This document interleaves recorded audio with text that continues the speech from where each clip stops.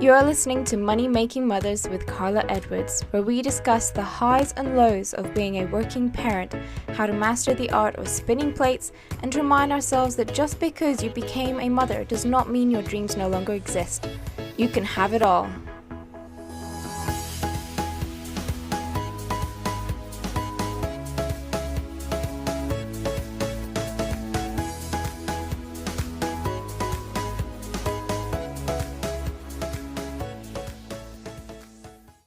Hi everyone, welcome to this week's episode of Money Making Mothers, where I'm joined by Emma Burke, who is the creator of Lacy's. Now, anyone who doesn't know what these are, please check them out because it's so cool. She's a mother of two. She's had several businesses, but she's doing what she loves. And not everything is always straightforward. You do have ups and downs, but her story shows that if you keep going, things will work out good in the end. I hope you all enjoy. Hi, I'm Emma Burke. I am a wife and a mother to two teenage boys. I've got a business called Lacy's, and we've got a property business as well, my husband and I. Two dogs, two cats, and that pretty much fills my day. So it's hectic. Yeah. Hectic day. Yeah. So explain what Lacy's is and how it was born, because I have no idea. Okay, so Lacy's is it's like a silicone band that goes around a sports shoe, usually for kids, and it stops their laces from coming undone. So it was designed by myself and my business partner, Paula, in 2016. We were at our kids' football match, and we saw a boy turn up for training, and his dad put an elastic band around his shoes, and we were like, what on earth is he doing? And he said it stops their laces from coming undone. And we all watched that boy for the whole of the training session. And yeah, it did work. But it was just, a normal rubber elastic band. And it just kind of like got, the thought process going, well, actually, my boys probably wouldn't put an elastic band around because, they're just savvy about everything that they wear. And yeah, Lacy's came from there. It's like, this could be a business. So, oh my God, it actually is like a proper simple but good idea, because that happens all the time. It's a nightmare. I know. It's like you think. I read so much about different people that have invented something, and I don't know. I don't really refer to myself as an inventor. I always sort of think you'd like the nutty professor type look person.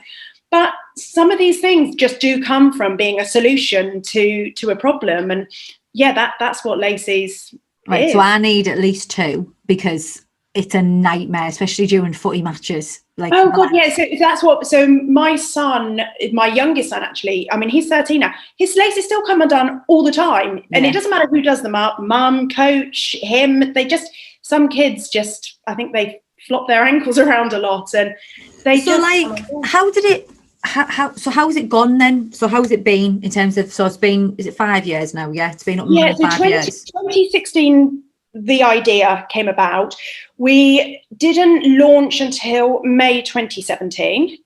So in that time, obviously trying to find a manufacturer, we thought we had the product nailed and ordered bands, and they were okay until we went out on a proper English Sunday league pitch, which was knee deep in mud. It was pouring with rain.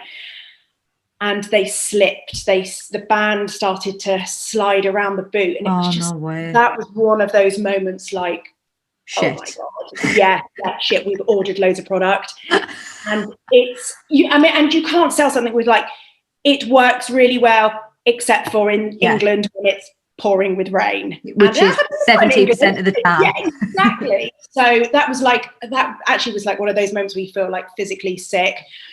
But we're kind of we're not going to be defeated. We just need to figure this out. So we spoke to quite a lot of people, sort of became experts on silicone, and went back to the drawing board. We've basically created a slightly bigger band, and it's got ridges on the inside, which kind of hold it against the knots better, and the silicone isn't as shiny.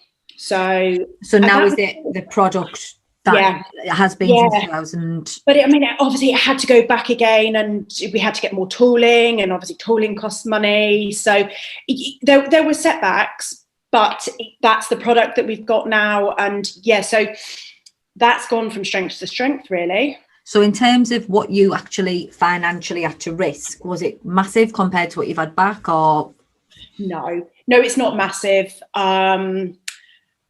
Probably to start with for the tooling, and then the initial investment, which went down the pan, was probably about £6,000. So then we had to go back and get more tooling. But obviously then when we got new product, that product was then sold. And, we've kind of traded on our cash flow throughout those periods. So a smallish injection of cash, but not tens of thousands of pounds. Yeah. And it's gone successfully well now. Yes, yeah. So it's good, and we've off the back of that, we've kind of developed. So our bank manager said to us, "Oh, get if you're going to do anything else, do gloves, outfield gloves for kids." He said they've always got cold hands, and we created a thermal outfield glove that's got grips on them, so they can wet hands for throw-ins and things. And they're a fantastic seller. Then we did base layers.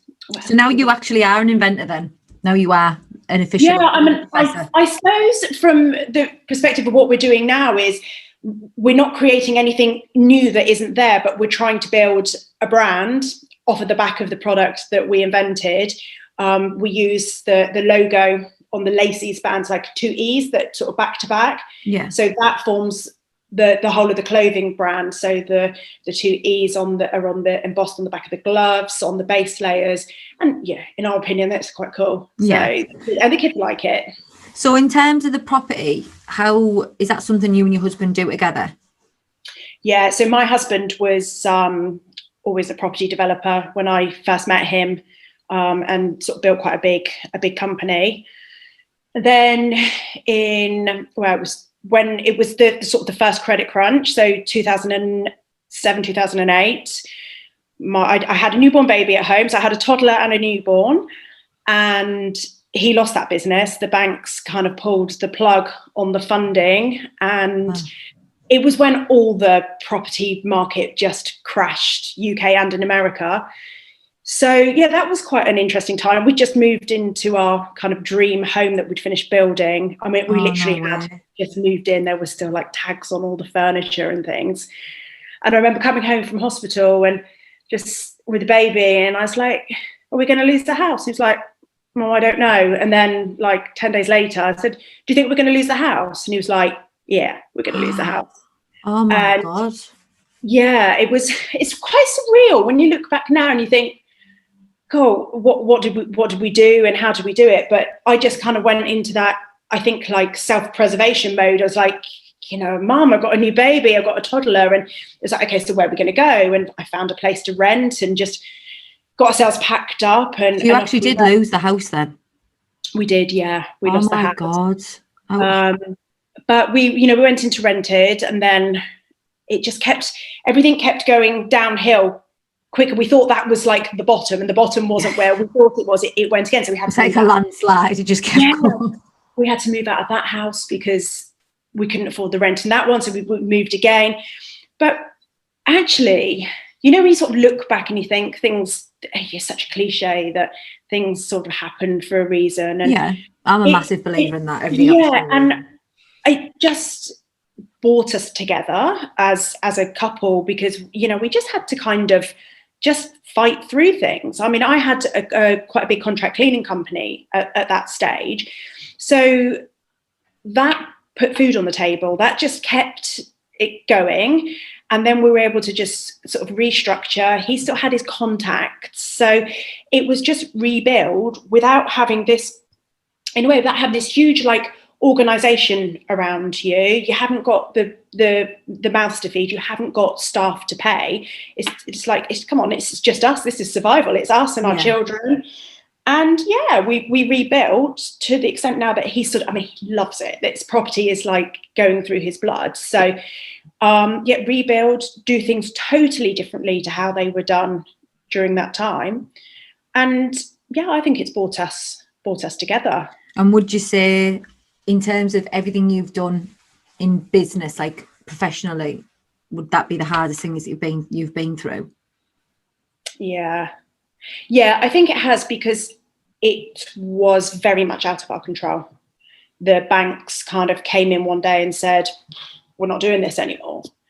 And, they send in these teams to like into his office, and you can't negotiate with them. They are this huge corporation. So yeah, that's really, really difficult. And then, I think actually losing the material things, that once you just sort of get your head around it, you don't, people go, oh, I must have felt awful moving out the house that day. And I didn't look back. I just, I had the car packed, we had the van, that I just went. And I think you just need to be quite positive and try not to dwell on what's going on, and just find some hope in what you can do. You know what you're good at. So you just need to kind of pull your finger out your backside and get on with it. Do that, and don't wallow in self-pity. You can sit there one evening with a bottle of wine and have a little cry then. But I was going to say, Jesus, like new baby, losing your house, your head must have been up your ass at some point. Like, surely. But and then you think, I've got a baby, got a toddler. You just sort of pull yourself together for them as well, don't you? And kind of, And we've learned so many lessons from that. And I think everything that we subsequently do, we do for the family, we do for ourselves. And it changes your perspective on why you do things a little bit. So you were at one point with a person who was bringing in the money effectively with the cleaning company. Yeah, I'm so grateful. I had my cleaning company. That was quite a big company. I had sort of like 60 members of staff at one stage. But I didn't enjoy that business. How did you come to build that business? Like, you've totally skipped out that. I just casually used to have 60 employees. That was my first business. So when I met my husband, so I was 19, I'm 39 now.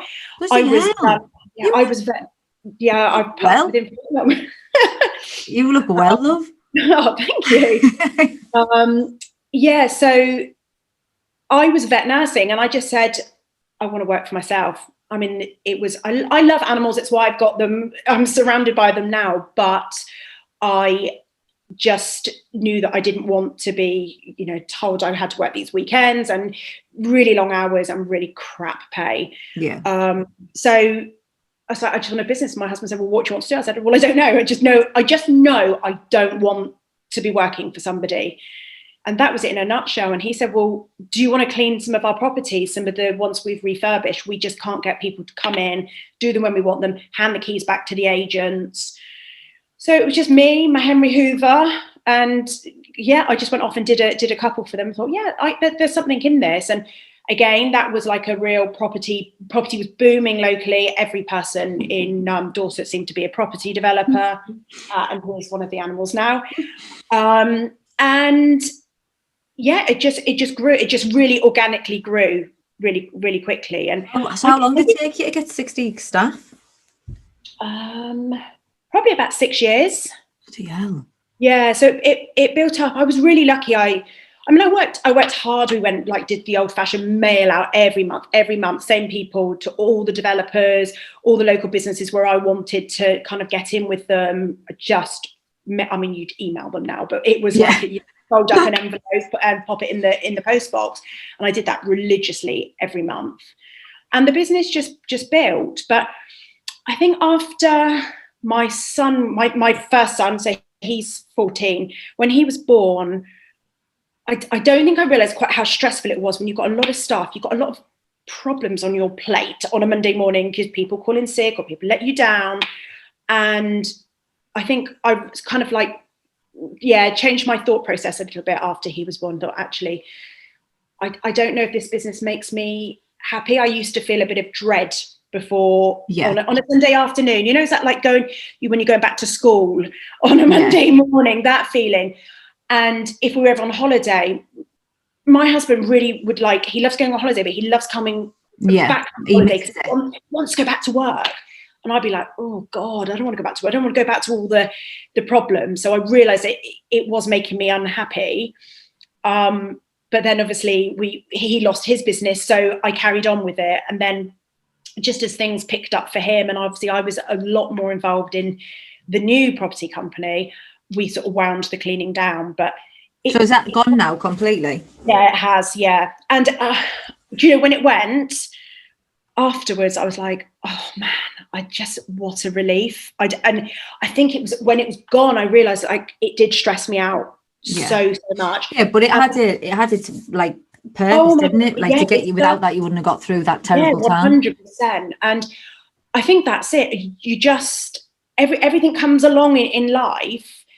And now what I do when I do things, I do things because I really love them. And like with Lacey's, I've got boys that are really into sport, so it's kind of, you know yourself, you end up being a sideline mum, really about. I love Lacey's, I'm passionate about it, I enjoy it, and I don't mind looking at my emails at 10 o'clock at night and dealing with things, because I'm not trying to blank it out. So I know that there's the difference. Yeah. There's the happiness in your business. It's like, it goes back to even when you were at school, doesn't it? You always did better in the subject you enjoyed.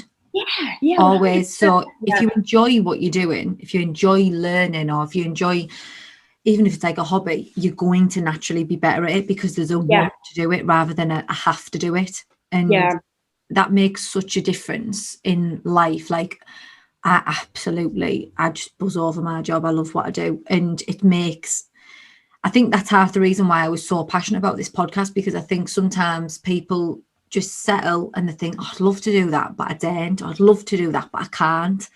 And just think, oh my God, please just do it, because it's going to change your life.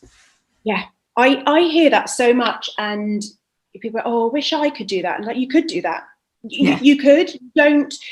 You don't need to put your house on the line to set up a business. You can just have it as a side hustle. Just do that. And then you might be surprised. I hear so many amazing stories of so many amazing women that have set something up because they just fancy doing a little thing. And then all of a sudden it's taken over. It's making more money than their husband's businesses. And, they built themselves a little mini empire, and they didn't really set out to do that. And it's like, it's rewarding. It's so rewarding. And I think, mistakes happen, and I think sometimes people want to have all the knowledge before they'll dip their toe into the water. But you don't need it. You don't. When I had the cleaning company, I didn't even know how to price a job. I didn't know how to do an invoice. It just kind of fudged it along the way. You learn as you go. You learn, and the same with Lacey's. I didn't know anything about manufacturing. We had issues. Things went wrong. They didn't, it didn't totally wipe us out. And we've learned now. We've learned so much. And you learn so much more. Well, I do anyway. I don't know, everyone will have an opinion, but me personally, you learn so much more through actual experience. There's only so much you can learn from research, reading. Just do it. Do it, because anything that you're going to come up against, you'll learn the way to get around it for future. You can't practice. You can't predict something you haven't practiced. Does that make sense? Like, if you haven't experienced it before, how do you know what the outcomes are going to be? And you've just got to ride through it and hope it's going to get better.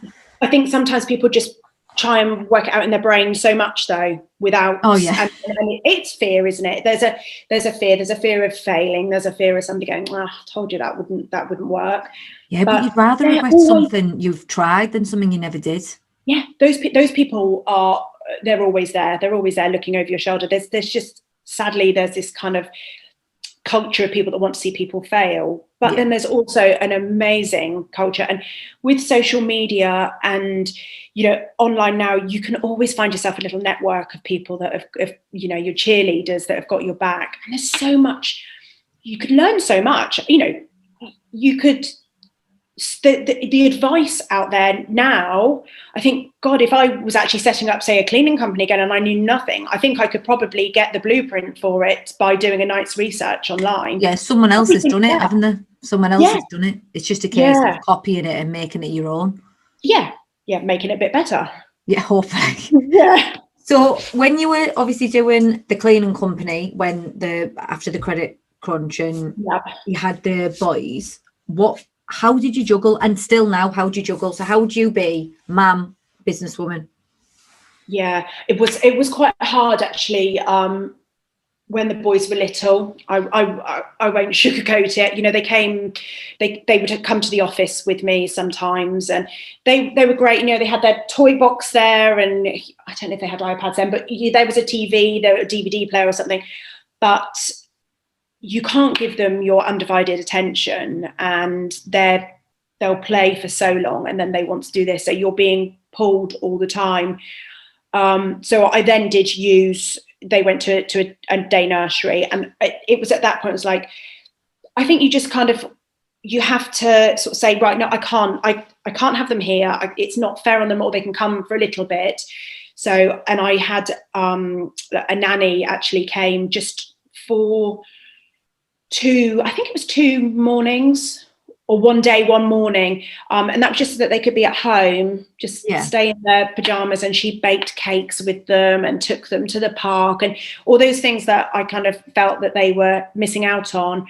But what it allowed me to do was be in the office and completely 100% on it. Yeah.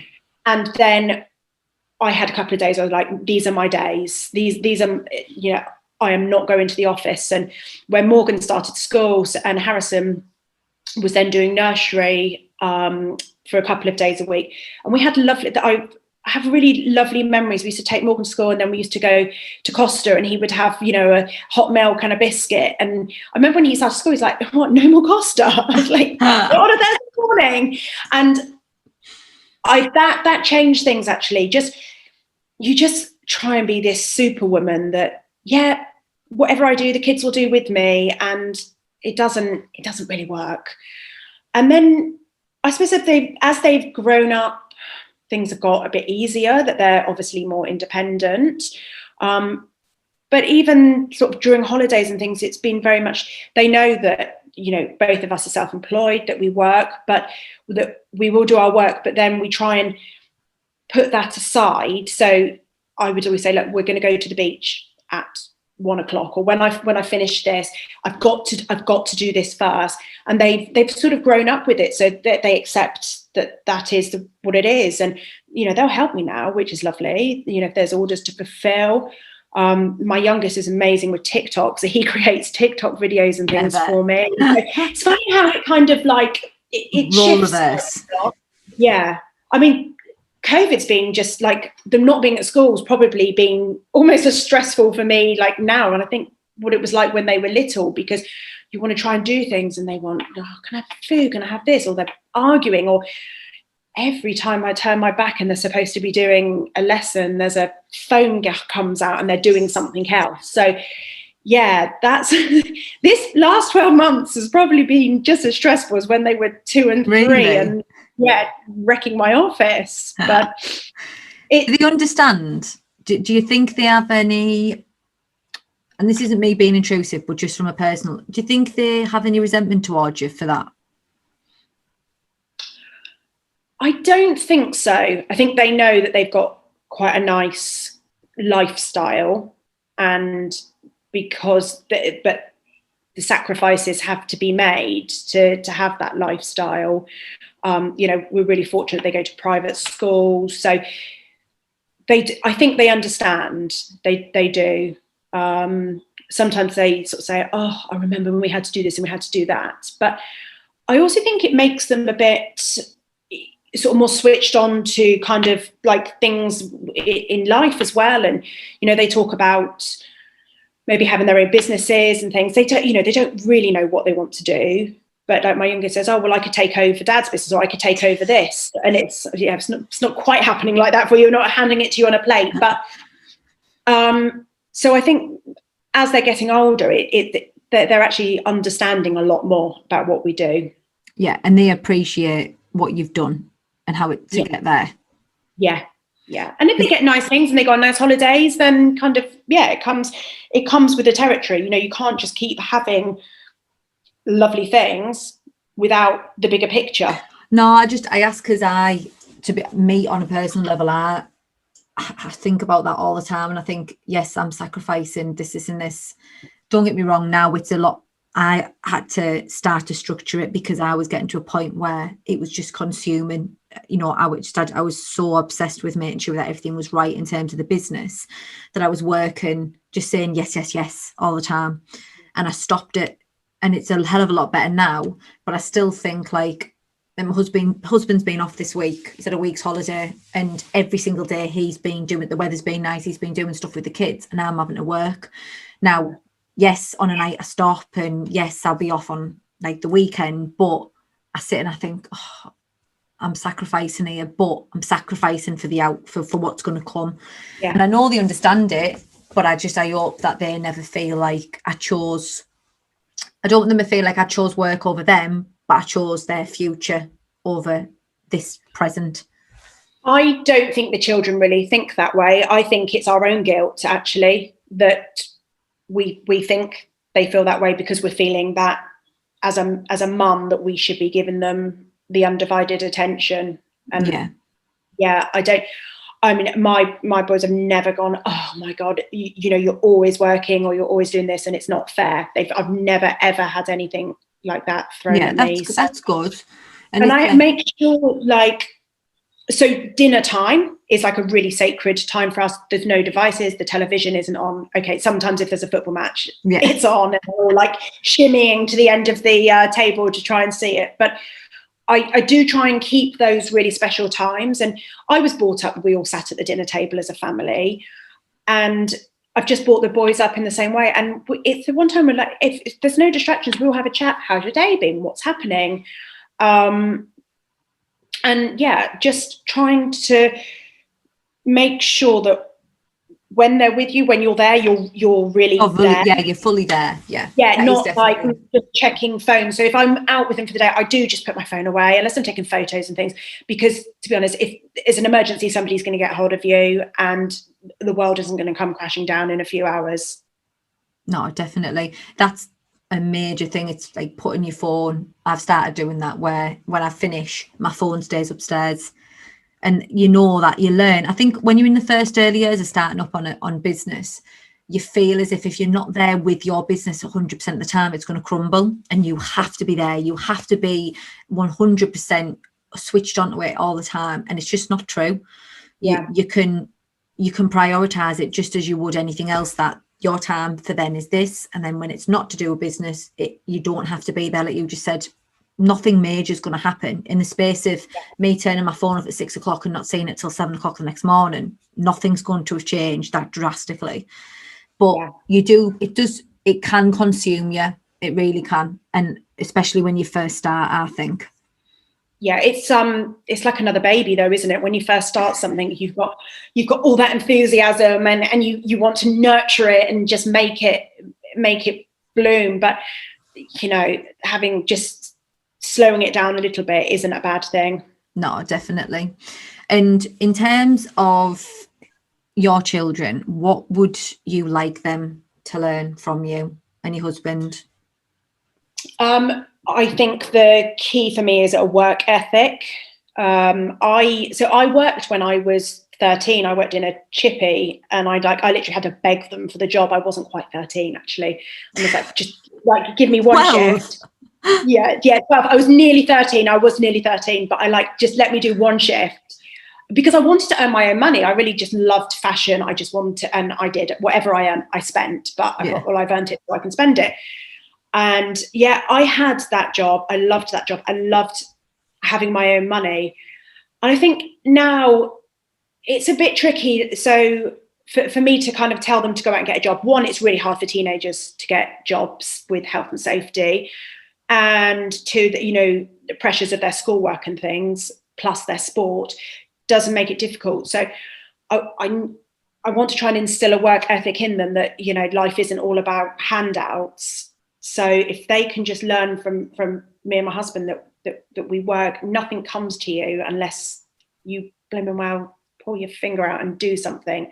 That's the one lesson I want for both of them. There's an app, have you heard the Go Henry app? Yeah. Heard of that? Yeah. My youngest has got it. I think it's amazing. So my youngest has it. Well, I had it for Morgan as well, but he got too cool for Go Henry, so he just got his normal bank card. But I think that's perfect from that respect, that this is what you're going to get, but only if you do X, Y, and Z. Yeah. So, like I got it for Jackson, I think it was last year. He was 9, so obviously it come and it's got its own card and things like that. And then he hasn't got the app because he doesn't have a phone yet, but I've got the app, and he's like, Mum, how much money's in my account now? And obviously it builds up. Yeah. And the week he asked me, and I was like, oh, there's £110. He was like, £110? I said, yeah. And he was like, what's that from? I said, well, if you've done all the things that you need to do. And then I started giving him things like load and unload the dishwasher, or fluff the pillars. Can't stand fluffing the pillars. That's an easy job for him to do. And he'll be like, how much is that? It'll be a five of this. And it's good because then they feel like obviously they can do more for more. So they say, is there any jobs I can do? Because I want to do this, or I want to do that. And I love that. I love that he knows that, yes, he can have it. And don't get me wrong. Like, when you get the birthday money or the Christmas money, and then they say, oh, can I have that with my money? And I do just buy them it. But they think it's from that. They think that they're buying it, but they're not. But the whole point is that they understand that they can't just get it given to them. That's not how it works, because otherwise they're going to go into the big bad world and think, oh, well, I'll just be able to get whatever I want because it's that easy. And it's not that easy. It's frigging hard work. End up being a little bit entitled. So, but like now that mine are older, I'll say there's a whole load of posts there. It needs packaging labels on it. Needs this. And I can kind of get them to do those things for me. So then they start to have a bit of involvement in the business, which I love, and if I'm bringing out a new product line, I'll say to them, what do you think? I'm thinking about doing this. So I've kind of like got them. Yeah, because they're like your target audience as well, aren't they? So it's quite handy for you. Yeah, they have your consumers living with you. Yeah, and they might not have any interest in property or business as such, but at least they can kind of get a bit of work experience and a feel for it, and then know that actually, no, I'm not remotely interested in that. Or they might come in and go, do you know what, I would love to do this. I would like to come in and work for you and take it to the next level. Who knows? You don't know. So for anyone out there who is thinking or has a dream or I put a quote on actually yesterday, and it was something, I can't remember word for word, but passion. If you go with your passion, it'll eventually become your profession. And it's, like you said earlier, if you love what you're doing, it doesn't feel like you're at work, and you should always go for it. What would your advice be to anyone who's thinking, I can't do it because I've got the kids, or it's too much hard work, or I'd love to, but I don't know how I can get there? What would you say? Well, I'd say stop trying to find the reasons for not doing something initially, because actually if we all sat and said, can't do this, it's not the right time for this, it's not the right time for that, you would probably never ever do some of those things. So you just got to dip your toe in and have a go. And like I said earlier, just try and find a support network. And it might not be your loved ones, because they're always there trying to protect you to the extent that they don't want you to go out and make a mistake. But if you find a business group or a mentor or like a mum's group, there's always going to be somebody that will just listen to you and go, no, actually you have got an idea, this could be the thing, and just try it, give it a go. Yeah, you are right. Like, that's one thing I've learned the last 6 months is online communities are massive, and sometimes strangers will give you more support than anyone you know, because they've done it. They genuinely want you to do better. You want to see that they can do more. So you're right there. They can reach out to anywhere and find it. Yeah. So where can people find you? If they want to find Lacey's, where can they find you? Find Lacey. So we're on all the socials. So Lacey's, which is LACEEZE. And I'm on Instagram as well, myself personally. So Emma Burke, and I'm on Facebook. And Right. Well, thank you very much for your time today, love. It's been a pleasure. Oh, and it was really lovely talking to you. Take care.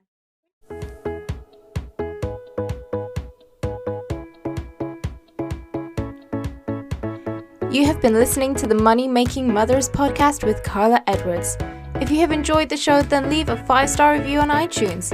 Make sure to tune in next time, and don't forget, you can have it all.